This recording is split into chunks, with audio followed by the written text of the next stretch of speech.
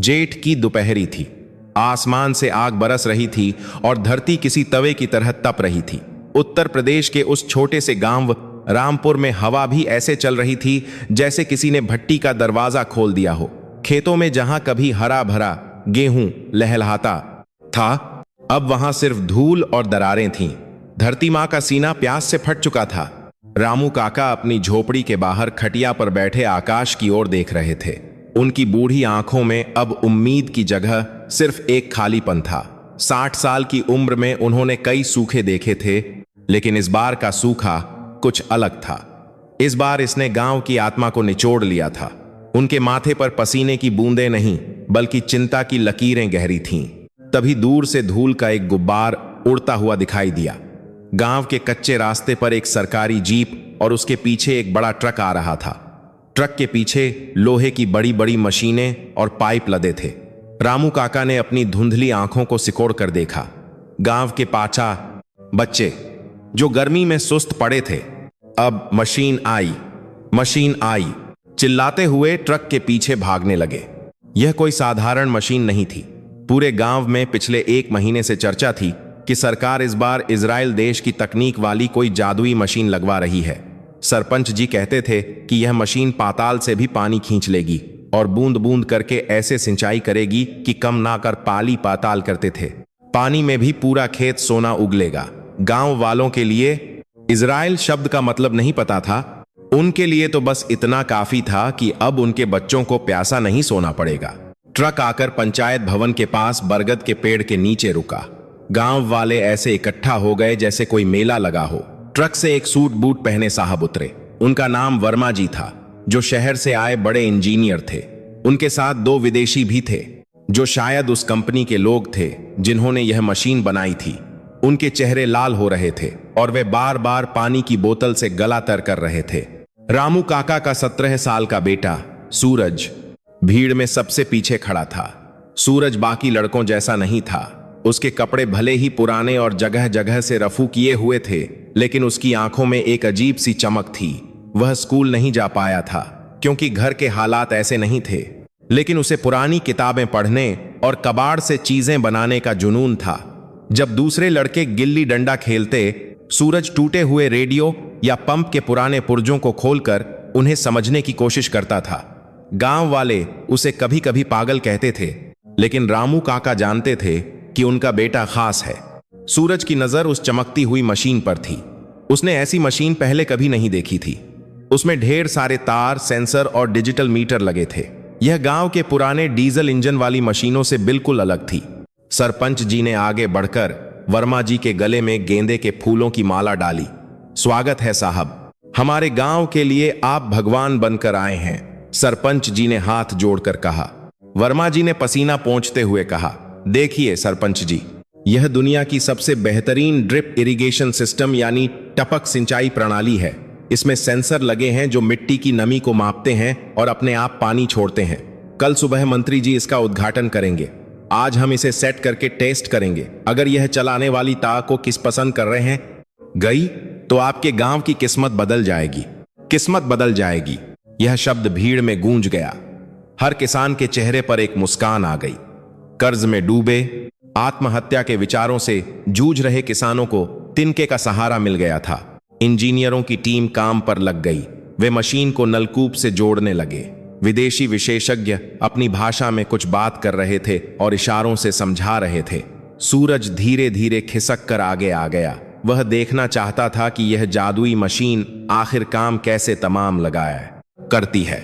वह ध्यान से देख रहा था कि कैसे उन्होंने पाइपों का जाल बिछाया, कैसे बिजली के तार उस मुख्य कंट्रोल पैनल से जोड़े गए। सूरज के दिमाग में हजारों सवाल थे। यह तार यहां क्यों? वह मीटर क्या नाप रहा? लेकिन उसने कुछ पूछा नहीं। उसे पता था कि बड़े लोग बच्चों की बातों को बकवास समझते हैं। शाम ढलने लगी थी। मशीन पूरी तरह सेट हो चुकी थी। पूरा गांव सांस रोके खड़ा था। वर्मा जी ने लैपटॉप खोला और कुछ टाइप किया। विदेशी इंजीनियर ने अंगूठा दिखाया। वर्मा जी ने जोर से कहा, अब हम मुख्य वाल्व चालू कर रहे हैं। सब लोग थोड़ा पीछे हट जाएं। भीड़ पीछे हट गई। एक अजीब सी खामोशी छा गई। सिर्फ दूर किसी पेड़ पर बैठे कौवे की आवाज आ रही थी। वर्मा जी ने एक बड़ा हरा बटन दबाया। मशीन के अंदर से एक हल्की हम्मम की आवाज आई। मशीन की बत्तियां जलीं, हरी, लाल, पीली, सब कुछ विज्ञान के चमत्कार जैसा लग रहा था। मोटर चालू हुई, पाइपों में पानी चढ़ने की आवाज आई। किसानों की आंखें चमक उठीं। रामू काका ने आसमान की ओर देखकर हाथ जोड़ लिए। लेकिन तभी अचानक मशीन के अंदर से एक अजीब सी खटखट आवाज आने लगी। मोटर की आवाज भारी हो गई, जैसे कोई उसका गला घोंट रहा हो, और फिर एक तीखी सीटी जैसी आवाज के साथ मशीन बंद हो गई। कंट्रोल पैनल पर सारी बत्तियां लाल हो गईं और एक अलार्म बजने लगा। पानी की एक बूंद भी बाहर नहीं निकली। वर्मा जी के चेहरे का रंग उड़ गया। विदेशी इंजीनियर भी हैरान होकर मशीन के पास दौड़े। उन्होंने फिर से बटन दबाया। मशीन ने फिर वही आवाज की और बंद हो गई। गांव वालों के चेहरों पर जो उम्मीद की रोशनी थी वह बुझने लगी। फुसफुसाहट शुरू हो गई। क्या हुआ? मशीन खराब हो गई क्या? क्या हमारी किस्मत में पानी नहीं है? वर्मा जी और उनकी टीम पसीने से तरबतर हो गई। वे लैपटॉप पर ग्राफ देख रहे थे, मशीन के ढक्कन खोलकर देख रहे थे, लेकिन उन्हें कुछ समझ नहीं आ रहा था। प्रेशर नहीं बन रहा है, एक जूनियर इंजीनियर ने कहा। सेंसर दिखा रहे हैं कि पानी आ रहा है, लेकिन वाल्व नहीं खुल रहे। सिस्टम ओवरलोड बता रहा है। सूरज भीड़ से निकलकर थोड़ा और पास गया। वह मशीन की आवाज सुन रहा था। जब मशीन खटखट करके बंद हुई थी तो उसने एक बहुत ही बारीक चीज महसूस की थी। उसने देखा कि मशीन का जो मुख्य पाइप था वह थोड़ा सा हिल रहा था, जैसे अंदर कोई चीज अटक रही हो। वर्मा जी चिल्लाए, अरे वोल्टेज चेक करो, गांव की बिजली में ही खोट होगा। सर, हम जनरेटर से चला रहे हैं, वोल्टेज पूरा है, लाइनमैन ने जवाब दिया। घंटे बीत गए, रात हो गई। लालटेन और जीप की हेडलाइट की रोशनी में इंजीनियर माथा पच्ची करते रहे। विदेशी विशेषज्ञ सिर हिला रहे थे और कह रहे थे कि मशीन में कोई खराबी नहीं है, यह यहाँ के वातावरण का दोष है। अंत में वर्मा जी ने हताशा में हाथ खड़े कर दिए। उन्होंने सरपंच जी से कहा, सरपंच जी, लगता है मशीन के मदरबोर्ड में कोई तकनीकी खराबी आ गई है या फिर ट्रांसपोर्ट में कोई सेंसर टूट गया है। हमें शहर से दूसरा पार्ट मंगाना पड़ेगा। कितना समय लगेगा साहब? सरपंच जी ने घबराकर पूछा। कल मंत्री जी आने वाले हैं, हजारों लोग आएंगे। अगर पानी नहीं चला तो मेरी और सरकार की नाक कट जाएगी। वर्मा जी ने झुंझलाकर कहा, मैं क्या कर सकता हूं? यह विदेशी मशीन है, इसका पार्ट दिल्ली या मुंबई से आएगा। कम से कम 1 हफ्ता लगेगा। 1 हफ्ता? 1 हफ्ता मतलब खेतों में खड़ी बची कुची फसल का पूरी तरह जल जाना। 1 हफ्ता मतलब उम्मीद का मर जाना। रामू काका वहीं जमीन पर बैठ गए। उन्होंने अपना सिर पकड़ लिया। सब कर्मों का खेल है, किसी बुजुर्ग ने कहा। विदेशी मशीनें हमारी धरती का दर्द क्या समझेंगी? भीड़ छंटने लगी। लोग निराश होकर अपने घरों की तरफ लौटने लगे। वर्मा जी और उनकी टीम भी थक हार कर डाक बंगले की तरफ चली गई, यह कहकर कि सुबह देखेंगे। वहां अब सन्नाटा था, सिर्फ मशीन, बरगद का पेड़ और अंधेरे में खड़ा सूरज। सूरज घर नहीं गया, वह वहीं उस मशीन के पास खड़ा रहा। वह उस बेजान लोहे के दानव को घूर रहा था। उसे विश्वास नहीं हो रहा था कि इतनी बड़ी मशीन सिर्फ इसलिए नहीं चल रही क्योंकि कोई सेंसर खराब है। उसका दिल कह रहा था कि बात कुछ और है। उसने बचपन से साइकिल की चेन चढ़ाई थी, कुएं की घिरनी ठीक की थी। उसे पता था कि मशीनें भी इंसानों की तरह होती हैं, अगर उनकी नब्ज पकड़ लो तो वे बात करती हैं। उसने चारों तरफ देखा, कोई नहीं था। चौकीदार भी बीड़ी पीने के लिए दूर चला गया था। सूरज धीरे धीरे मशीन के पास गया। उसने उस ठंडी धातु पर अपना हाथ रखा। तू क्यों रूठ गई है? सूरज ने मशीन से ऐसे पूछा जैसे किसी दोस्त से पूछ रहा हो। उसने अपनी जेब से एक छोटी सी टॉर्च निकाली। यह टॉर्च उसने खुद बनाई थी, पुराने मोबाइल की बैटरी और एक एलईडी बल्ब को जोड़कर। उसने मशीन के नीचे, जहां से मुख्य पाइप जमीन से जुड़ा था, वहां रोशनी डाली। मिट्टी गीली थी, इसका मतलब पानी तो आया था लेकिन आगे नहीं बढ़ा। सूरज जमीन पर लेट गया और मशीन के पेट के नीचे घुस गया। वहां बहुत सारे पाइपों का जाल था। उसने ध्यान से देखा। विदेशी मशीन के पाइप बहुत पतले और नाजुक थे, जबकि गांव का पानी भारी और रेत वाला होता है। उसने अपने कान को मुख्य वाल्व के पास लगाया और अपनी उंगली से पाइप पर हल्का सा खटखटाया। टन टन आवाज साफ थी। फिर उसने थोड़ा आगे खटखटाया। ठक ठक आवाज बदल गई थी। सूरज की आंखों में चमक आ गई। जहां आवाज भारी थी वहां कुछ था। सूरज ने मशीन के पेट के नीचे लेटे लेटे एक गहरी सांस ली।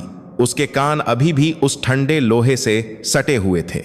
वह आवाज, वह ठक ठक की मामूली सी आवाज जो बमुश्किल सुनाई दे रही थी, उसने सूरज को एक पुरानी याद दिला दी। 2 साल पहले जब गांव के पुराने स्कूल का हैंडपंप खराब हुआ था तो बड़े बड़े मिस्त्री हार मान गए थे। तब सूरज ने देखा था कि पंप के वाल्व में एक छोटी सी कंकड़ी फंसी थी जो पानी के दबाव के साथ ऊपर नीचे हो रही थी, लेकिन रास्ता पूरी तरह बंद नहीं कर रही थी। वह कंकड़ी पानी के बहाव को रोकती तो नहीं थी, लेकिन उसकी वजह से हवा का दबाव नहीं बन पाता था। हवा, सूरज बड़बड़ाया। मशीन पानी नहीं खींच रही क्योंकि वह सांस नहीं ले पा रही है। इजराइल की यह मशीन बहुत आधुनिक थी, लेकिन उसका सिद्धांत तो वही था जो प्रकृति का है। अगर फेफड़ों में हवा नहीं भरेगी तो शरीर काम नहीं करेगा। सूरज समझ गया कि मुख्य पाइप के एल्बो जॉइंट यानी मोड़ पर कुछ फंसा है। वह कोई बड़ी चीज नहीं है, शायद कोई प्लास्टिक का टुकड़ा या रबर की सील जो गलती से अंदर रह गई हो। जब पानी का प्रेशर बनता है तो वह टुकड़ा फड़फड़ाता है और सेंसर को लगता है कि पानी आ रहा है, लेकिन असल में वह रास्ता रोक देता है। सूरज रेंगते हुए मशीन के नीचे से बाहर निकला। उसके कपड़े धूल और ग्रीस से सने थे। रात काफी हो चुकी थी, लेकिन उसकी आंखों में नींद नहीं थी। उसे पता था कि अगर यह ठीक नहीं हुआ तो कल उसका गांव हार जाएगा, उसके पिता की उम्मीदें हार जाएंगी। वह दौड़कर अपनी झोपड़ी की तरफ गया। रामू काका आंगन में सिर पकड़े बैठे थे। पास ही उनकी मां चूल्हे की राख कुरेद रही थी, जिसमें अब आग नहीं बची थी। बापू, सूरज ने हांफते हुए कहा। बापू, मुझे पता चल गया है कि मशीन क्यों बंद है। रामू काका ने धीरे से सिर उठाया। उनकी आंखों में थकान और गुस्सा दोनों था। तू अभी तक सोया नहीं और यह क्या हाल बना रखा है? दिन भर आवारागर्दी करता है और अब रात को भी चैन नहीं। नहीं बापू, मेरी बात सुनो। सूरज ने उनके घुटनों को पकड़ लिया। मशीन खराब नहीं है, उसके पाइप में कुछ फंसा है। मैंने सुना है वो जो शहर वाले साहब हैं वो कंप्यूटर देख रहे हैं, मशीन को नहीं। अगर वो बस एक नट खोलकर देख लें तो पानी आ जाएगा। रामू काका ने झटक कर अपना पैर छुड़ा लिया। चुप कर, तू क्या बड़ा इंजीनियर बन गया है? वो लोग हवाई जहाज से आए हैं, बड़ी बड़ी किताबें पढ़ी हैं उन्होंने, वो नहीं समझ पाए। और तू, जिसने स्कूल की 4वीं जमात भी पास नहीं की, तू मशीन ठीक करेगा? पागल हो गया है क्या? लेकिन बापू, किताबें मशीन की धड़कन नहीं सुनती। सूरज की आवाज में एक अजीब सी जिद थी। मुझे एक बार उनसे बात करने दो। खबरदार, रामू काका चिल्लाए। वहां जाने की जरूरत नहीं है, वो बड़े लोग हैं, पुलिस बुला लेंगे। हम गरीब हैं बेटा, हमारी औकात सिर्फ तमाशा देखने की है, तमाशा ठीक करने की नहीं। जाकर सो जा। सूरज चुप हो गया। उसने बहस नहीं की। वह जानता था कि उसके पिता डर रहे हैं। गरीबों का डर जायज होता है, क्योंकि मुसीबत सबसे पहले उन्हीं के दरवाजे पर दस्तक देती है। वह चुपचाप अपनी खटिया पर लेट गया, लेकिन उसकी मुट्ठियां भींची हुई थीं। अगली सुबह गांव में हलचल तेज हो गई। मंत्री जी के आने का समय दोपहर का था, लेकिन पुलिस और सुरक्षाकर्मी सुबह ही आ गए थे। मंच सजाया जा रहा था। लाउड स्पीकर पर देशभक्ति के गीत बज रहे थे। सब कुछ कितना सजा हुआ था, लेकिन मशीन अभी भी एक लाश की तरह पड़ी थी। वर्मा जी और उनकी टीम सुबह 5 बजे से ही मशीन के पास थी।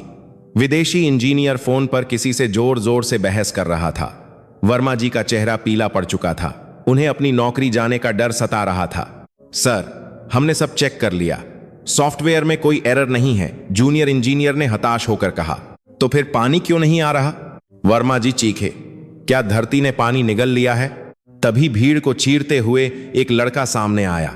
मैले कपड़े, बिखरे बाल, लेकिन चाल में एक अटूट विश्वास। यह सूरज था।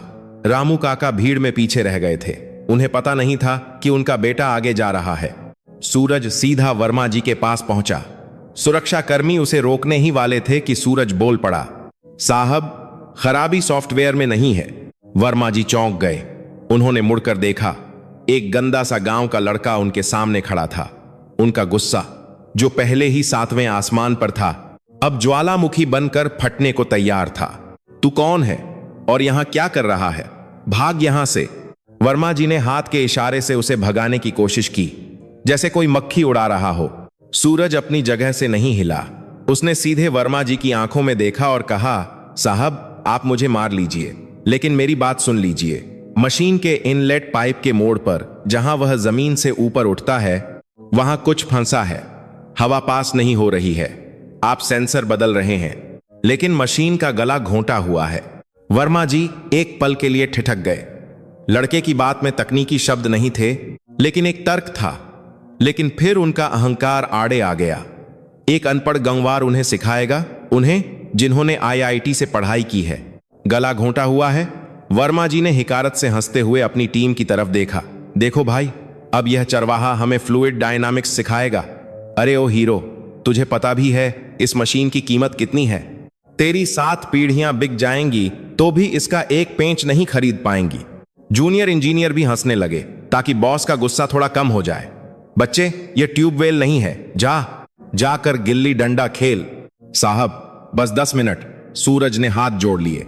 उसकी आंखों में आंसू नहीं, एक तड़प थी, अपने गांव के लिए तड़प। अगर मैं गलत हुआ तो मुझे जेल भेज देना, लेकिन अगर सही हुआ तो हजारों किसानों की जान बच जाएगी। वर्मा जी ने गार्ड को इशारा किया। हटाओ इसे, मेरा दिमाग पहले ही खराब है और यह नाटक कर रहा है। एक हट्टे कट्टे पुलिस वाले ने सूरज की कॉलर पकड़ी और उसे घसीटते हुए भीड़ की तरफ ले गया। चल बे, बहुत नेता बन रहा है। रामू काका भीड़ से निकलकर आए और पुलिस वाले के पैरों में गिर पड़े। माफ कर दो साहब, बच्चा है, नादान है, दिमाग का थोड़ा कमजोर है, इसे छोड़ दो। पुलिस वाले ने सूरज को धक्का दिया। सूरज धूल में गिर पड़ा। उसके घुटने छिल गए, खून रिसने लगा। पूरे गांव के सामने उसका अपमान हुआ था। लोग उस पर हंस रहे थे। पागल है, बड़ा इंजीनियर बनेगा। ताने हवा में तैर रहे थे। सूरज उठा। उसने अपने कपड़े झाड़े। उसने एक बार भी पलटकर नहीं देखा। वह चुपचाप भीड़ से दूर खेतों की तरफ चला गया। लेकिन वह हारा नहीं था। अपमान ने उसकी जिद को और पक्का कर दिया था। दोपहर के 12 बज रहे थे। मंत्री जी का काफिला आने वाला था। वर्मा जी ने हार मान ली थी। उन्होंने सरपंच जी से कह दिया था कि उद्घाटन रद्द करना पड़ेगा या फिर सिर्फ फीता काटकर दिखावा करना होगा। पानी नहीं चलेगा। सरपंच जी के हाथ पांव फूल गए थे। इज्जत का सवाल था। धूप और तेज हो गई थी। लू के थपेड़े चल रहे थे। सब लोग मंच के पास छाया में खड़े थे। मशीन के पास कोई नहीं था। सिर्फ 2 सिपाही दूर खड़े ऊँघ रहे थे। सूरज खेतों के रास्ते से घूमकर झाड़ियों में छिपते हुए वापस मशीन के पीछे आ गया था। उसके हाथ में एक पुराना जंग लगा पाना रिंच था जो उसने अपने घर के कबाड़ से निकाला था। वे मेरी बात नहीं सुनेंगे, सूरज ने मन ही मन कहा, तो मुझे उन्हें करके दिखाना होगा। वह बिल्ली की तरह दबे पांव मशीन के पिछले हिस्से में पहुंचा। मशीन इतनी बड़ी थी कि वह आसानी से उसके पीछे छिप सकता था। उसका दिल हथौड़े की तरह धड़क रहा था। अगर किसी ने देख लिया तो बहुत मार पड़ेगी, शायद जेल भी हो जाए। लेकिन उसे अपने कानों पर भरोसा था। उसने वह पाइप ढूंढा जहां से उसे आवाज आई थी। वह एक भारी लोहे का जोड़ था जिस पर 4 बड़े बोल्ट लगे थे। सूरज ने अपना पाना लगाया। बोल्ट बहुत कड़े थे और जंग खाए हुए थे। सूरज ने अपनी पूरी ताकत लगा दी। उसकी नसों में जैसे बिजली दौड़ गई। हे भगवान, बस आज मदद करना, उसने प्रार्थना की। पहला बोल्ट चू की आवाज के साथ घूमा। सूरज डर गया कि कहीं सिपाहियों ने सुन न लिया हो। उसने कनखियों से देखा। सिपाही अभी भी बातें कर रहे थे। मंत्री जी की गाड़ी का सायरन दूर से सुनाई देने लगा था। समय बहुत कम था। सूरज ने दूसरा बोल्ट खोला, फिर तीसरा। पसीना उसकी आंखों में जा रहा था। जलन हो रही थी, लेकिन वह रुका नहीं। उसके हाथ कांप रहे थे, डर से नहीं बल्कि अत्यधिक प्रयास से। चौथा बोल्ट खुलते ही पाइप का जोड़ थोड़ा ढीला हुआ। अंदर से फस्स की आवाज आई, जैसे फंसी हुई हवा बाहर निकली हो। सूरज के चेहरे पर मुस्कान आ गई। वह सही था। हवा का लॉक एयर लॉक बना हुआ था। जूग के प्रॉब्लम की फंसी का तार। उसने पाइप के गैप में अपनी उंगलियां डाली। कुछ सख्त और चिकना सा महसूस हुआ। उसने उसे पकड़कर खींचा। वह बाहर नहीं आ रहा था। वह बुरी तरह फंसा हुआ था। सूरज ने और जोर लगाया। उसकी उंगलियां छिल गईं। तभी मंच की तरफ शोर बढ़ गया। मंत्री जी आ गए, मंत्री जी आ गए। वर्मा जी और सरपंच जी दौड़कर गाड़ियों के काफिले की तरफ गए। अब किसी का ध्यान मशीन पर नहीं था। यही मौका था। सूरज ने अपना पैर मशीन के ढांचे पर जमाया और दोनों हाथों से उस फंसी हुई चीज को खींचा। निकलो बाहर, वह गुर्राया। एक झटके के साथ वह चीज बाहर निकल आई। सूरज पीछे की तरफ गिरा। उसके हाथ में एक प्लास्टिक का बड़ा सा टुकड़ा था, एक प्रोटेक्शन कैप। जब मशीनें फैक्ट्री से निकलती हैं तो उनके मुंह पर धूल जाने से रोकने के लिए यह ढक्कन लगाया जाता है। शायद मशीन फिट करते समय किसी मजदूर ने इसे हटाने के बजाय पाइप के अंदर धक्का दे दिया होगा। इतनी छोटी सी लापरवाही और करोड़ों की मशीन बेकार। सूरज ने राहत की सांस ली, लेकिन अभी काम पूरा नहीं हुआ था। उसे बोल्ट वापस कसने थे। अगर उसने ऐसे ही छोड़ दिया तो पानी लीक होगा और प्रेशर नहीं बनेगा। वह जल्दी से उठा और बोल्ट कसने लगा। तभी उसके कंधे पर एक भारी हाथ पड़ा। तू फिर आ गया यहां? सूरज का दिल उछलकर गले में आ गया। उसने पीछे मुड़कर देखा। वह वही पुलिस वाला था जिसने उसे धक्का दिया था और उसके पीछे वर्मा जी खड़े थे। वर्मा जी का चेहरा गुस्से से लाल बैंगनी हो रहा था। पकड़ो इसे, इसने जरूर मशीन में कुछ तोड़ फोड़ की है। अब मंत्री जी के सामने यह तमाशा खड़ा करेगा। नहीं साहब, देखिए। सूरज ने वह प्लास्टिक का ढक्कन उनकी तरफ बढ़ाया। यह देखिए, यह अंदर फंसा था। लेकिन वर्मा जी सुनने के मूड में नहीं थे। यह सब बाद में, इसे लॉकअप में डालो अभी। पुलिस वाले ने सूरज को दबोच लिया। सूरज चिल्लाया, बोल्ट बोल्ट ढीले हैं, कसने दो वरना पानी नहीं चढ़ेगा। लेकिन उसकी आवाज न कारखाने में तूती की आवाज बनकर रह गई। उसे घसीटते हुए वहां से ले जाया जाने लगा। मशीन के बोल्ट अभी भी ढीले थे और दूसरी तरफ मंत्री जी फीता काटने के लिए कैंची उठा चुके थे। विनाश बस एक बटन की दूरी पर था। मंच पर कोलाहल था। लाउड स्पीकर पर मंत्री जी जिंदाबाद के नारे लग रहे थे। मंत्री जी, जो खादी का सफेद कुर्ता पायजामा पहने थे, हाथ जोड़ते हुए गाड़ी से उतरे। उनके पीछे चमचों की फौज थी। सरपंच जी और वर्मा जी ऐसे दौड़ रहे थे जैसे उनकी पूंछ में आग लगी हो। हर कोई मंत्री जी के स्वागत में फूल बरसाने को बेताब था। भीड़ के शोर में सूरज की चीखें दब गईं। हवलदार उसे घसीटता हुआ भीड़ से दूर एक पुरानी नीम के पेड़ के पास ले गया जहां पुलिस की जीप खड़ी थी। चुपचाप यहां बैठ जा, हवलदार ने सूरज को जीप के पिछले हिस्से में धक्का देते हुए कहा। अगर एक शब्द भी बोला तो थाने ले जाकर इतना मारूंगा कि अपनी नानी का नाम भूल जाएगा। सूरज की सांसें फूल रही थीं। उसकी नजरें अभी भी मंच और मशीन पर टिकी थीं। उसने देखा कि मंत्री जी मंच पर चढ़ गए हैं। वर्मा जी उनके कान में कुछ फुसफुसा रहे हैं, शायद मशीन की तारीफ कर रहे हैं। मंत्री जी मुस्कुराए और उन्होंने माइक थाम लिया। मेरे प्यारे किसान भाइयों और बहनों, मंत्री जी की आवाज गूंजी। आज का दिन हमारे क्षेत्र के लिए ऐतिहासिक है। जो पानी इजराइल के रेगिस्तान को नंदनवन बना सकता है, वो आज आपके खेतों में बहेगा। विपक्ष कहता था कि हम सिर्फ बातें करते हैं। आज यह मशीन उन्हें जवाब देगी। तालियों की गड़गड़ाहट हुई, लेकिन सूरज का दिल डूब रहा था। उसने देखा कि एक ऑपरेटर मशीन के स्टार्ट बटन के पास खड़ा है और वर्मा जी उसे इशारा करने ही वाले हैं। सूरज ने अपनी बंद मुट्ठी को देखा। उसकी हथेलियों पर अभी भी जंग और ग्रीस लगा था। उसने मन ही मन सोचा, अगर मशीन चली तो उस ढीले जोड़ से पानी इतने प्रेशर से निकलेगा कि लोहे का वो भारी पाइप किसी तोप के गोले की तरह उड़ेगा। और ठीक उसके सामने मंत्री जी और सरपंच जी खड़े हैं। यह अब मशीन बचाने की बात नहीं थी, यह जान बचाने की बात थी। हवलदार अपनी खैनी तंबाकू मलने में व्यस्त हो गया था। सूरज ने एक पल नहीं गंवाया।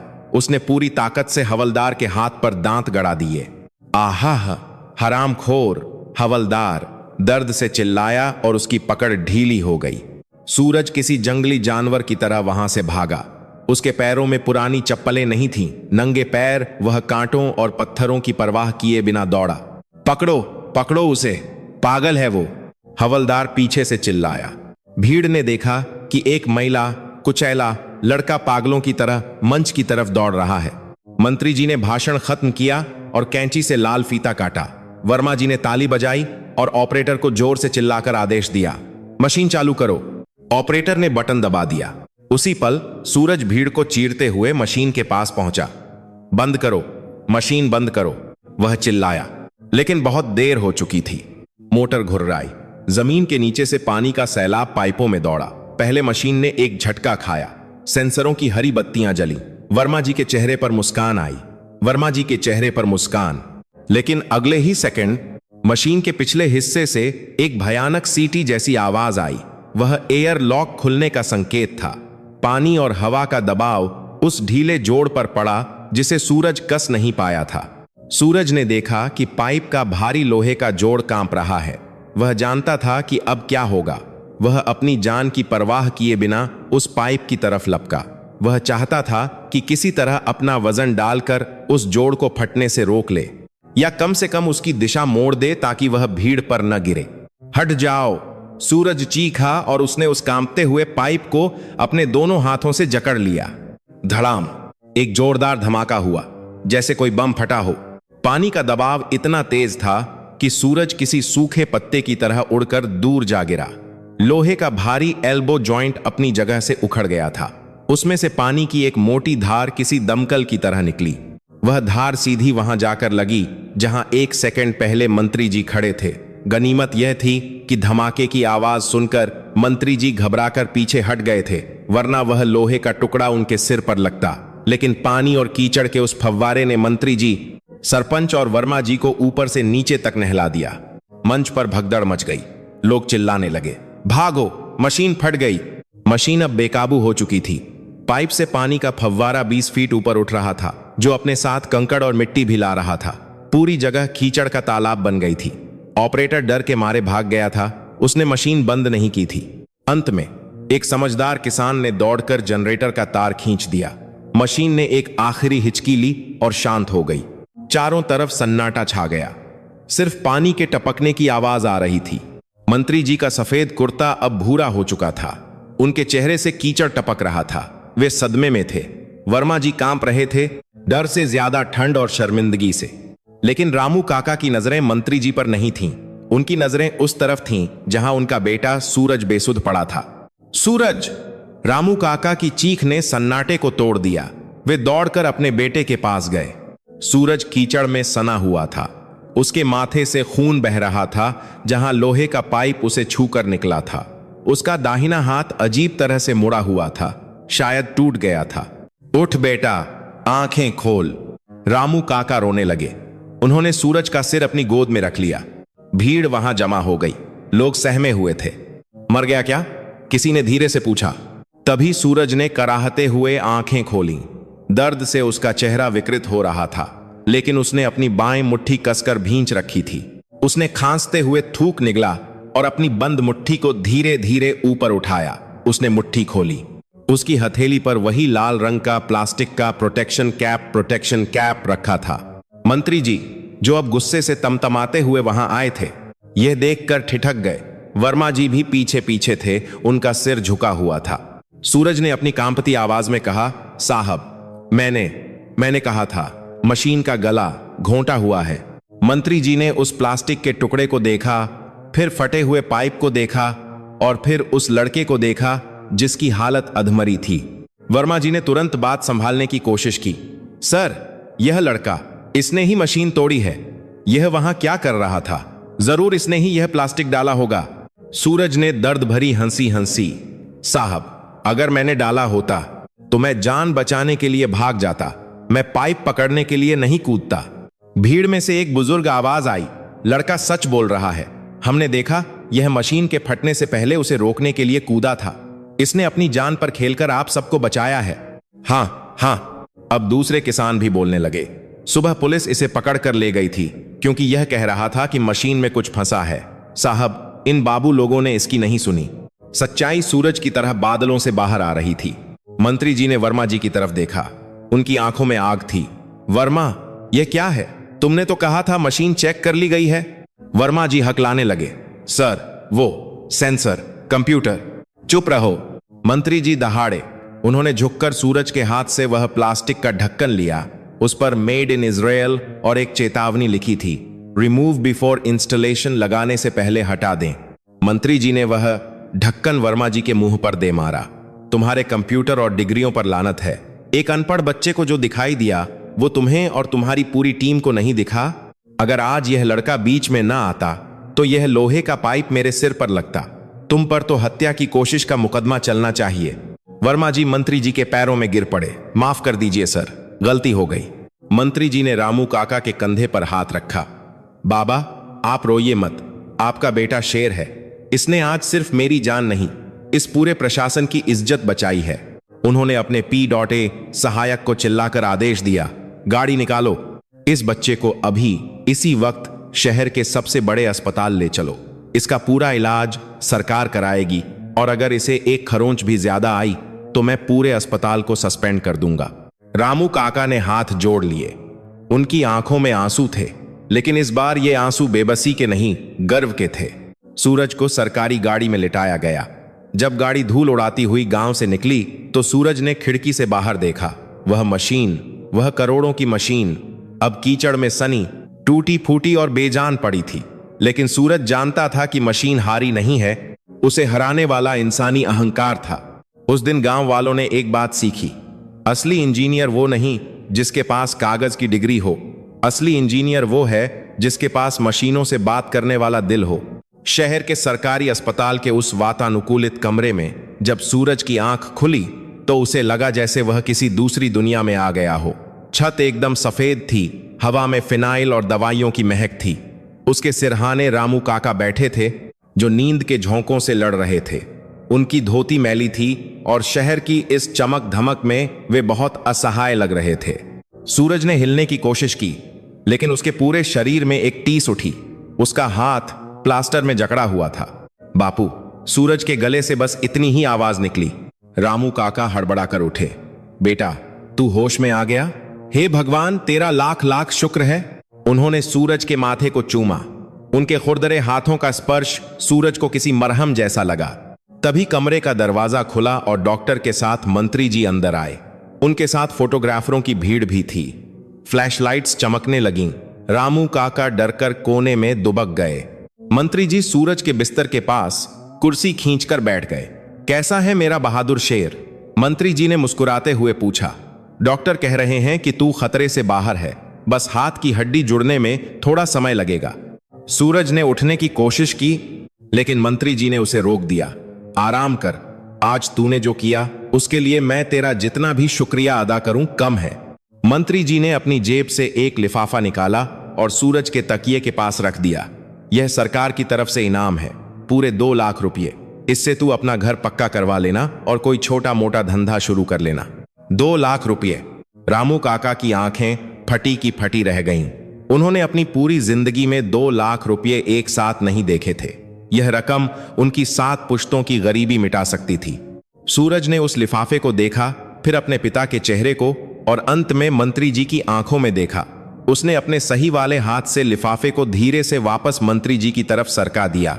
कमरे में सन्नाटा छा गया। मंत्री जी हैरान थे। क्या हुआ, कम है क्या? नहीं साहब, सूरज ने धीमी लेकिन स्पष्ट आवाज में कहा।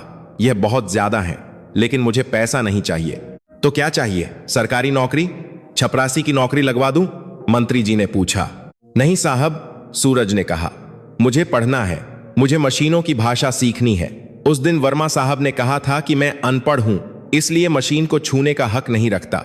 मैं वह हक कमाना चाहता हूं, वह चाहकर कभी का तात और उस्तार मुछाक। मंत्री जी कुछ पल चुप रहे। उन्हें इस जवाब की उम्मीद नहीं थी। एक गरीब किसान का बेटा पैसे ठुकराकर पढ़ाई मांग रहा था। लेकिन बेटा, तेरे पास स्कूल की डिग्री नहीं है, इंजीनियरिंग कॉलेज में दाखिला कैसे मिलेगा? साहब, आप मंत्री हैं, आप चाहें तो नियम बदल सकते हैं। सूरज ने एक मासूम चुनौती दी। मुझे किसी बड़े डिग्री कॉलेज में नहीं, बस किसी ऐसी जगह भेज दीजिए जहां मैं काम सीख सकूं, जहां मुझे किताबों से ज्यादा पुर्जों से खेलने को मिले। मंत्री जी मुस्कुराए।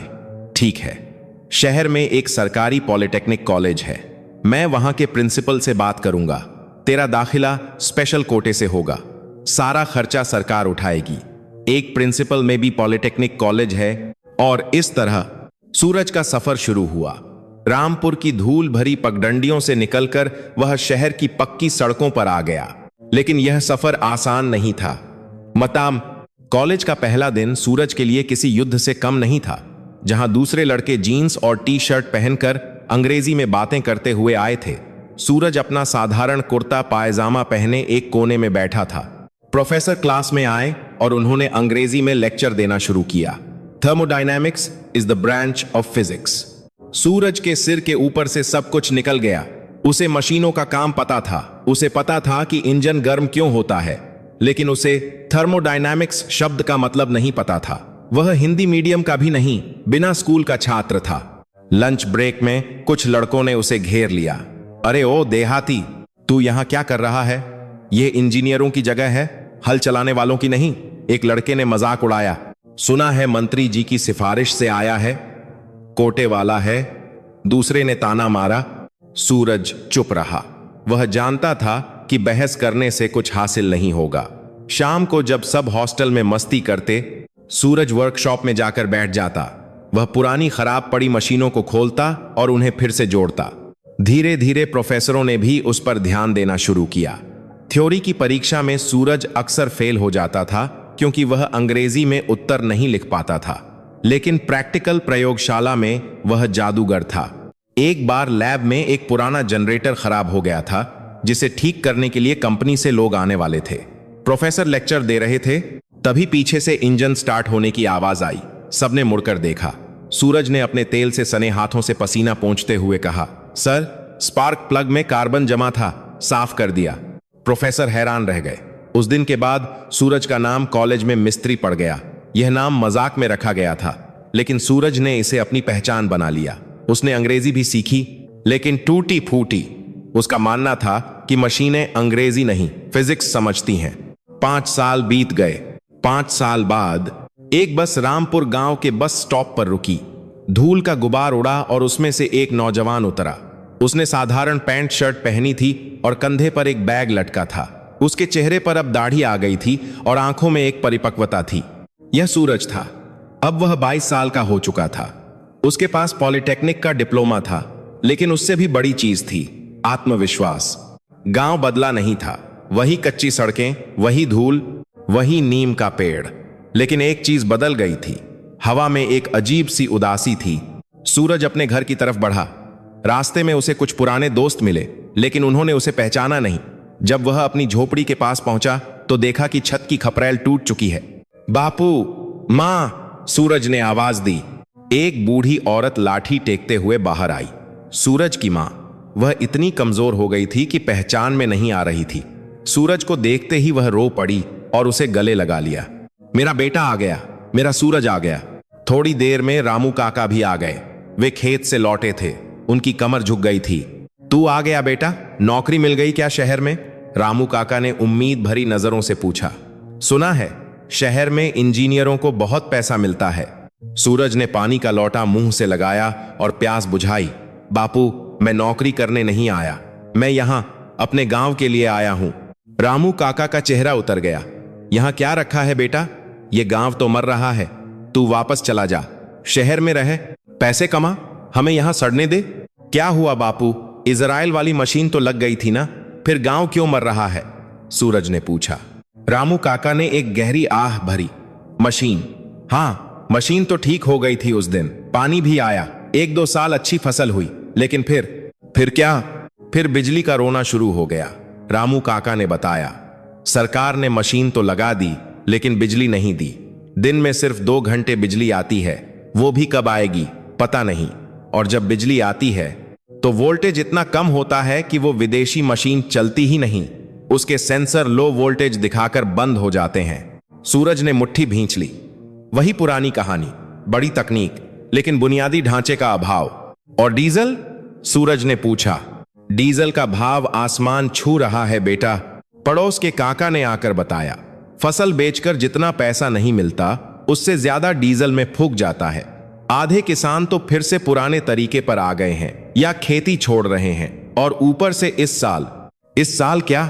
सूरज ने पूछा। इस साल नीलगायों का आतंक है।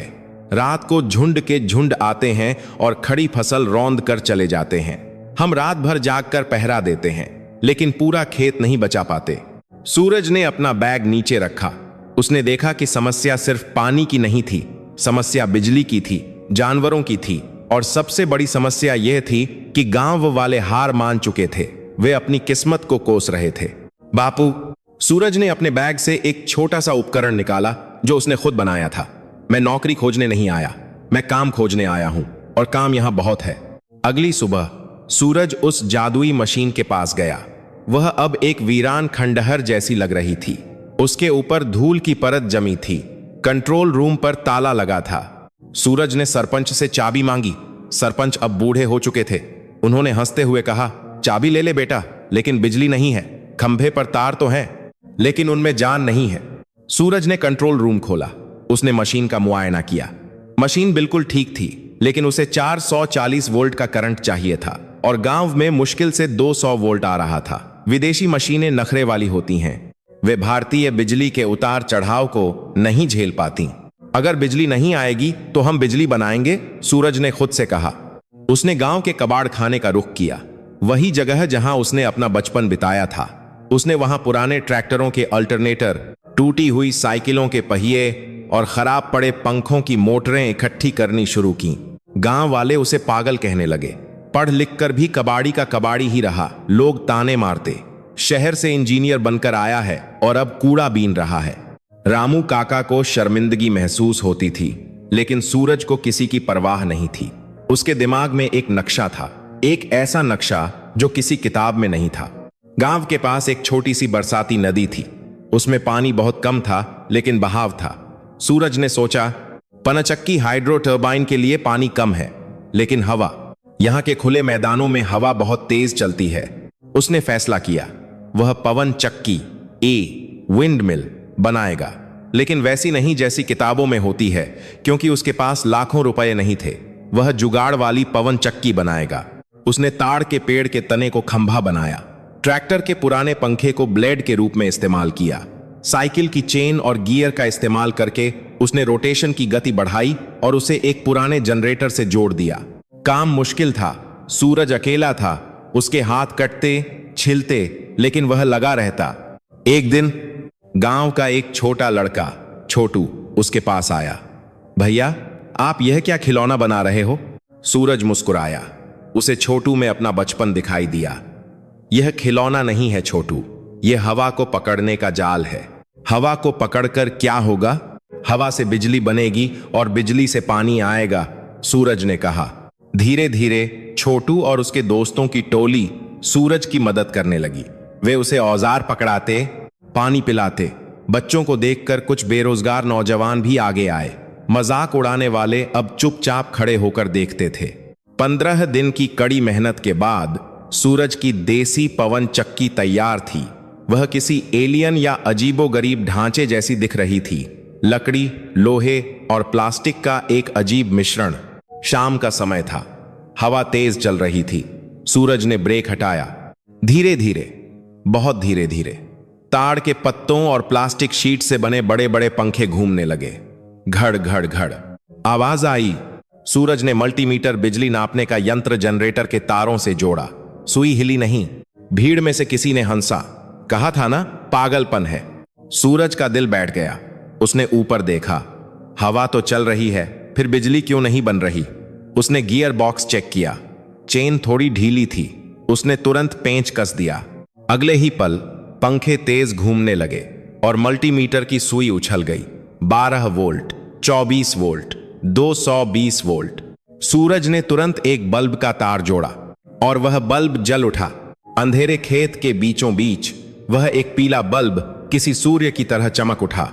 बच्चे तालियां बजाने लगे। सूरज, भैया, जिंदाबाद। लेकिन सूरज खुश नहीं था। एक बल्ब जलना काफी नहीं था। उसे उस भारी भरकम इजरायली मशीन को चलाना था और उसके लिए यह पवन चक्की काफी नहीं थी। उसे कुछ और भी चाहिए था। उसे हाइब्रिड सिस्टम बनाना था, हवा और सौर ऊर्जा का मिश्रण। लेकिन सोलर पैनल खरीदने के पैसे कहां से आएंगे? तभी भीड़ के पीछे से एक आवाज आई, पैसे की चिंता मत कर बेटा। सूरज ने मुड़कर देखा। यह सेठ दीनानाथ थे, गांव के साहूकार, जो कभी किसी को 1 रुपया भी बिना ब्याज के नहीं देते थे। लेकिन आज उनकी आंखों में नमी थी। मैंने अपनी पूरी जिंदगी ब्याज खाने में बिता दी, सेठ जी ने कांपती आवाज में कहा।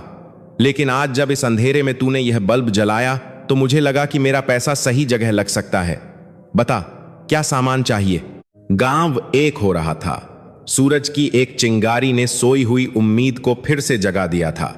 लेकिन प्रकृति की परीक्षा अभी बाकी थी और सबसे बड़ी चुनौती अब आने वाली थी, नीलगायों का हमला, जो किसी भी वक्त हो सकता था। सेठ दीनानाथ के पैसों से सूरज ने शहर जाकर नई मशीनें नहीं खरीदी, बल्कि वह कबाड़ बाजार गया। वह ट्रकों का पुराना सामान, टूटे हुए मोबाइल फोन के मदरबोर्ड और कुछ सौर ऊर्जा की प्लेटें, सोलर पैनल्स खरीद लाया। गांव वाले हैरान थे। उन्हें लगा था कि अब कोई चमचमाती मशीन आएगी, लेकिन सूरज तो फिर कचरा ले आया था। लेकिन सूरज जानता था कि उसे क्या करना है। अगले 15 दिनों तक रामपुर गांव एक कारखाने में बदल गया। दिन में सूरज सौर ऊर्जा की प्लेटें फिट करता और रात में वह मोबाइल के छोटे छोटे पुर्जों को सोल्डरिंग आयरन से जोड़ता। उसकी आंखें लाल रहती थीं, हाथ कट्टे फट्टे थे, लेकिन जुनून ऐसा था कि भूख प्यास का होश नहीं था। आखिरकार वह दिन आया। सूरज ने अपनी हाइब्रिड प्रणाली हवा और धूप का मिश्रण को इजराइल वाली मशीन से जोड़ दिया। दोपहर का समय था, धूप तेज थी और हवा भी चल रही थी। सूरज ने स्विच दबाया। कोई धमाका नहीं हुआ, कोई शोर नहीं हुआ, बस एक मधुर हम्मम की आवाज आई। मशीन चालू हो गई थी। सूरज के बनाए कन्वर्टर ने गांव की गिरती पड़ती बिजली और अपनी बनाई बिजली को मिलाकर एक स्थिर करंट पैदा कर दिया था। पाइप से पानी निकला, पहले गंदा, फिर साफ और फिर जीवन की धारा। सूखी नालियों में पानी दौड़ने लगा, बच्चे पानी में कूदने लगे, औरतें मंगल गीत गाने लगीं। रामू काका ने झुककर उस पानी को माथे से लगाया। यह पानी नहीं, अमृत था। लेकिन उस रात जब पूरा गांव जश्न मना रहा था, रामू काका उदास बैठे थे। क्या हुआ बापू? सूरज ने पूछा। अब तो पानी भी आ गया। पानी तो आ गया बेटा, रामू काका ने कहा। खेत हरे हो जाएंगे, लेकिन जब फसल उगेगी तो उसे बचाने के लिए हमें फिर रात रात भर जागना पड़ेगा। नीलगायों के झुंड मीलों दूर से हरियाली की महक सूंघ लेते हैं। पिछली बार मेरी पूरी मक्का की फसल एक रात में रौंद दी थी उन्होंने। सूरज जानता था कि यह समस्या पानी से भी बड़ी है। किसान दिन भर मेहनत करता है और रात भर लाठी लेकर खेत में पहरा देता है। एक पल की झपकी और महीनों की मेहनत बर्बाद। बापू, आप चैन से सोना, सूरज ने कहा। मैं खेतों के लिए भी पहरेदार बनाऊंगा, ऐसा पहरेदार जो कभी सोता नहीं। सूरज ने फिर अपना दिमाग दौड़ाया। उसे जानवरों को मारना नहीं था, बस डराना था। उसने देखा था कि नीलगाय और जंगली सूअर तेज आवाज और अचानक जलती रोशनी से डरते हैं। उसने बांस के खंभे गाड़े और उन पर मोशन सेंसर लगाए, वही सेंसर जो उसने कबाड़ बाजार में पुराने सिक्योरिटी अलार्म से निकाले थे। उसने इन सेंसरों को एक छोटे स्पीकर और एलईडी लाइट से जोड़ दिया। गांव वाले इसे जादू का पुतला कहने लगे। जैसे ही कोई जानवर खेत की मेड़ के पास आता, सेंसर उसे पकड़ लेता। तुरंत तेज सायरन बजता, कभी शेर की दहाड़ की आवाज आती तो कभी पटाखे फूटने की, और साथ ही तेज फ्लैश लाइट जलने लगती। जानवर डरकर भाग जाते। इतना ही नहीं, सूरज ने इसमें एक पुराना मोबाइल सिम कार्ड भी फिट कर दिया था। जैसे ही सायरन बजता, किसान के मोबाइल पर घंटी बज जाती कि खेत नंबर 4 में हलचल है। यह आविष्कार डिजिटल बीजू का डिजिटल स्केयरक्रो बन गया। अब रामपुर के किसान रात को चैन की नींद सोते थे। फसल लहलहाने लगी। रामपुर का नाम आसपास के 20 गांवों में मशहूर हो गया। दूर दूर से लोग सूरज मिस्त्रिया का चमत्कार देखने आने लगे। लेकिन कामयाबी की अपनी कीमत होती है। जब आप सिस्टम से लड़कर जीतते हैं तो सिस्टम आपको दुश्मन मान लेता है। एक दिन जब सूरज अपने वर्कशॉप में बैठा एक नया पंप डिजाइन कर रहा था, गांव में एक सरकारी गाड़ी आई। नीली बत्ती वाली गाड़ी। उसमें से उतरे वही पुराने वर्मा जी, जो अब एग्जीक्यूटिव इंजीनियर बन चुके थे, और उनके साथ बिजली विभाग के कुछ अधिकारी। वर्मा जी के चेहरे पर वही पुरानी घमंड की लकीरें थीं, लेकिन इस बार उसमें ईर्ष्या भी मिली हुई थी। उन्होंने सुना था कि जिस मशीन को वे बेकार घोषित कर चुके थे, उसे उस अनपढ़ लड़के ने चला दिया है। यह उनकी तकनीकी नाकामी का जीता जागता सबूत था। वे सीधे पंचायत भवन पहुंचे, जहां सूरज की मशीनें चल रही थीं। बंद करो यह सब, वर्मा जी चिल्लाए। यह सब गैर कानूनी है। मशीन की आवाज बंद हो गई। गांव वाले इकट्ठा हो गए। सूरज बाहर आया। क्या हुआ साहब? सूरज ने शांति से पूछा। क्या हुआ? वर्मा जी ने एक कागज लहराया। यह नोटिस देखो, तुमने सरकारी संपत्ति इजराइल वाली मशीन के साथ छेड़छाड़ की है। तुमने बिना अनुमति के बिजली का ग्रिड बनाया है। यह पावर थेफ्ट एक्ट बिजली चोरी कानून और सरकारी संपत्ति को नुकसान पहुंचाने का मामला है। बिजली विभाग के अधिकारी ने कहा, यह जो पवन चक्की और सोलर पैनल तुमने बिना परमिशन के लगाए हैं, यह ग्रिड की सुरक्षा के लिए खतरा है। हमें ऑर्डर है कि यह सब जब्त कर लिया जाए। गांव वालों के पैरों तले जमीन खिसक गई। रामू काका हाथ जोड़कर आगे आए। साहब, ऐसा मत करो। सालों बाद तो हमारे खेतों में अनाज आया है। यह लड़का तो बस मदद कर रहा था। मदद? वर्मा जी हंसे। इसे कानून की भाषा में अतिक्रमण कहते हैं। और तुम? उन्होंने सूरज की ओर उंगली उठाई। तुम्हारे पास कोई लाइसेंस है, कोई डिग्री है यह सब चलाने की?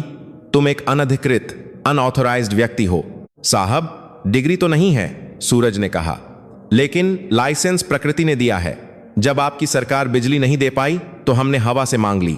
जब आपकी मशीन नहीं चली तो हमने उसे अपनी अक्ल से चलाया। इसमें चोरी क्या है? जुबान लड़ाता है। वर्मा जी का चेहरा लाल हो गया।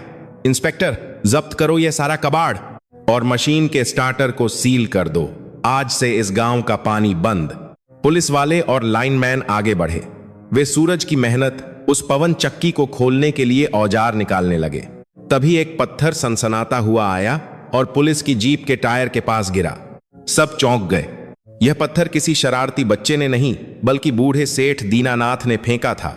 वह कांपते हाथों में एक और पत्थर लिए खड़े थे। खबरदार, जो किसी ने मशीन को हाथ लगाया। सेठ जी की आवाज में एक अजीब सी दहाड़ थी। वर्मा जी हैरान रह गए।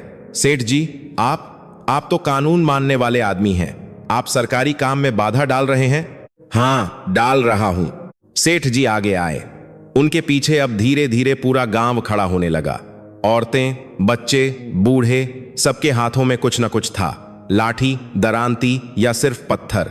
साहब, सेठ जी ने कहा, पूरी जिंदगी मैंने और मेरे बाप दादाओं ने इन किसानों का खून चूसा है, लेकिन इस लड़के ने मुझे सिखाया कि देना क्या होता है। यह मशीन लोहे का टुकड़ा नहीं, इस गांव की सांसें हैं, और सांसें रोकने का हक किसी सरकार को नहीं है। वर्मा जी ने पुलिस इंस्पेक्टर की तरफ देखा।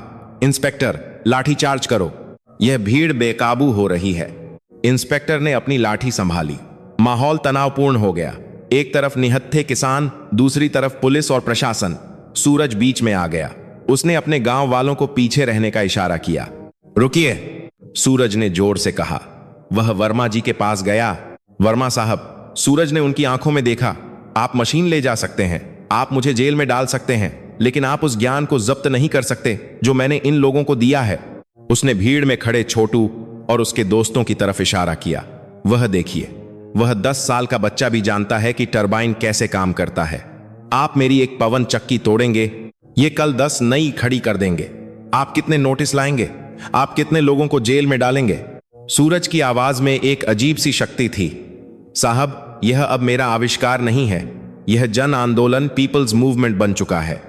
आप मशीन से लड़ सकते हैं, भूख से लड़ सकते हैं, लेकिन जब कोई अनपढ़ आदमी अपनी तकदीर खुद लिखने पर उतर आए तो उससे कोई सरकार नहीं जीत सकती। वर्मा जी निरुत्तर हो गए।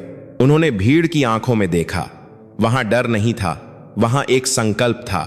अगर आज उन्होंने लाठी चलवाई तो बात बहुत ऊपर तक जाएगी। मीडिया आएगा। चुनाव नजदीक थे। सरकार गरीबों पर गोली चलाने का जोखिम नहीं ले सकती थी। तभी इंस्पेक्टर का वायरलेस सेट वॉकी टॉकी बजा। Alpha one, hold your position, D.M। साहब, जिला अधिकारी लाइन पर हैं। इंस्पेक्टर ने बात की और उसका चेहरा पीला पड़ गया। उसने वर्मा जी के कान में कुछ कहा। वर्मा जी के चेहरे का रंग उड़ गया। क्या? D.AM। साहब आ रहे हैं अभी? सूरज मुस्कुराया नहीं। वह बस खड़ा रहा अपनी जमीन पर, अपने लोगों के बीच, एक ढाल की तरह।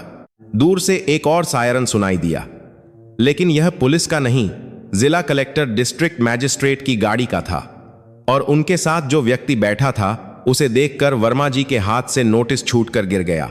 वह व्यक्ति कोई और नहीं, वही मंत्री जी थे जिनकी जान सूरज ने 5 साल पहले बचाई थी। अब वे प्रदेश के मुख्यमंत्री बन चुके थे। गाड़ियों का काफिला रुका। धूल का गुबार धीरे धीरे नीचे बैठा। गाड़ी से एक रौबदार व्यक्ति उतरा। उसके साथ पुलिस के बड़े बड़े अधिकारी और कमांडो थे। यह प्रदेश के मुख्यमंत्री थे, वही मंत्री जी जिनकी जान सूरज ने 5 साल पहले बचाई थी। वर्मा जी के पसीने छूट गए। उन्होंने तुरंत अपनी टोपी ठीक की और दौड़कर सीएम साहब के पास गए। उन्होंने एक लंबा सैल्यूट मारा। जय हिंद सर, अच्छा हुआ आप आ गए। देखिए सर, यहां कितनी अराजकता फैली है। इन गांव वालों ने सरकारी जमीन पर कब्जा कर रखा है और सरकारी मशीन के साथ छेड़छाड़ कर रहे हैं। मैंने इन्हें रोकने की कोशिश की तो ये हिंसा पर उतर आए। वर्मा जी ने एक सांस में अपनी झूठी कहानी सुना दी। मुख्यमंत्री ने काला चश्मा उतारा। उन्होंने वर्मा जी की बात का कोई जवाब नहीं दिया। उनकी नजरें भीड़ को चीरती हुई सीधे उस नौजवान पर टिकी थीं जो पुलिस और गांव वालों के बीच दीवार बनकर खड़ा था। सूरज के चेहरे पर धूल थी, कपड़ों पर ग्रीस के दाग थे, लेकिन उसकी आंखों में वही पुरानी चमक थी जो 5 साल पहले अस्पताल के बिस्तर पर थी। मुख्यमंत्री धीरे धीरे आगे बढ़े। वर्मा जी को लगा कि साहब सूरज को डांटने जा रहे हैं, इसीलिए वे भी सीना चौड़ा करके पीछे पीछे चले। सूरज अपनी जगह से नहीं हिला। उसने हाथ जोड़े और सिर झुकाया। मुख्यमंत्री सूरज के पास आकर रुके।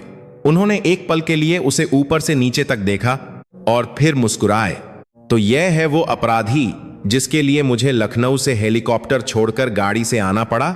मुख्यमंत्री की आवाज गंभीर लेकिन स्नेहपूर्ण थी। वर्मा जी बीच में बोल पड़े, जी सर, यही है वो। बहुत शातिर है, खुद को इंजीनियर समझता है। चुप रहो वर्मा। मुख्यमंत्री ने ऐसी दहाड़ लगाई कि वर्मा जी की बोलती बंद हो गई। मैं इस नौजवान को तुमसे बेहतर जानता हूं। जब तुम एयर कंडीशन कमरे में बैठकर अपनी फाइलों में धूल जमा कर रहे थे, तब इसने अपनी हड्डी तुड़वाकर मेरी जान बचाई थी। पूरे गांव में सन्नाटा छा गया।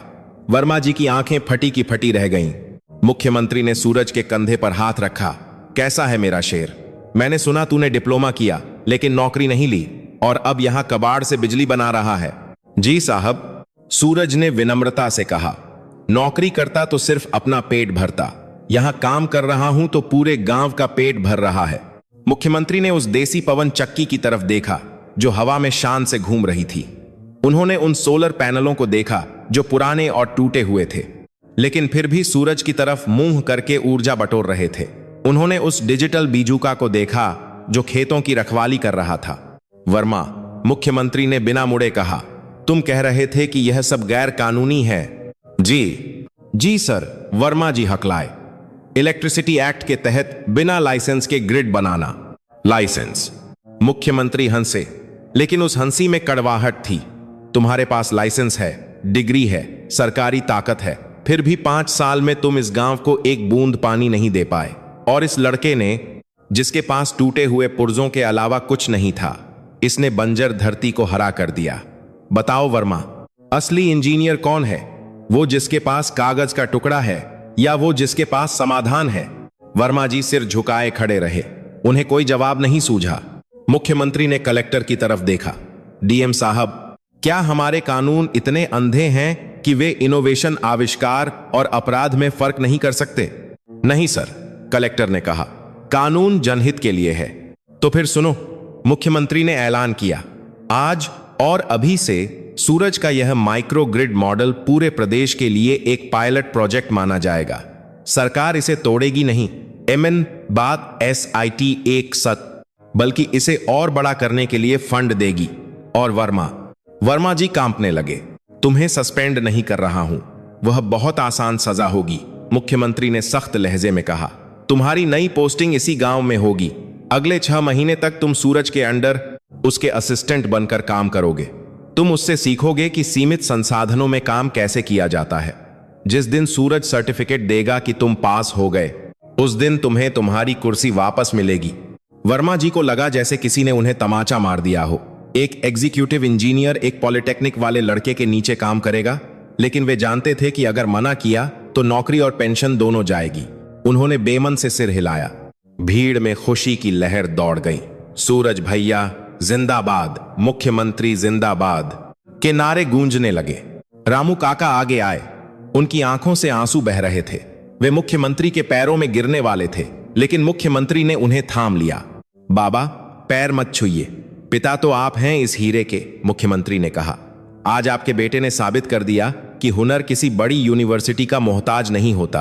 कीचड़ में खिला कमल ही भगवान के चरणों तक पहुंचता है। सूरज ने अपने पिता को गले लगा लिया। रामू काका ने रुंधे गले से कहा, आज मेरा सीना गर्व से चौड़ा हो गया है बेटा। तूने सही कहा था, किताबें मशीन की धड़कन नहीं सुनती, इंसान का दिल सुनता है। सेठ दीनानाथ ने भी अपनी लाठी हवा में लहराई। आज रात पूरे गांव में घी के दिए जलेंगे। आज असली दिवाली है। शाम ढल रही थी। मुख्यमंत्री का काफिला वापस जाने के लिए तैयार था। जाते जाते मुख्यमंत्री ने सूरज को अपने पास बुलाया। सूरज, तुझे पता है तूने आज क्या किया? मुख्यमंत्री ने पूछा। मैंने बस अपनी जिम्मेदारी निभाई साहब, सूरज ने कहा। नहीं, मुख्यमंत्री ने मुस्कुराते हुए कहा, तूने आज हजारों नौजवानों को यह रास्ता दिखाया है कि अगर सरकार या सिस्टम साथ न दे तो खुद अपना रास्ता कैसे बनाना है। तू इस देश का असली भविष्य है। गाड़ियां चली गईं, धूल बैठ गई। सूरज वापस अपनी पवन चक्की के पास गया। हवा तेज चल रही थी, पंखे घूम रहे थे। पास ही वर्मा जी खड़े थे, हाथ में नोट पैड लिए, किसी आज्ञाकारी छात्र की तरह। साहब, मतलब सूरज सर, अब क्या करना है? वर्मा जी ने झिझकते हुए पूछा। सूरज मुस्कुराया। उसने वर्मा जी के हाथ में अपना पुराना पाना रिंच थमा दिया।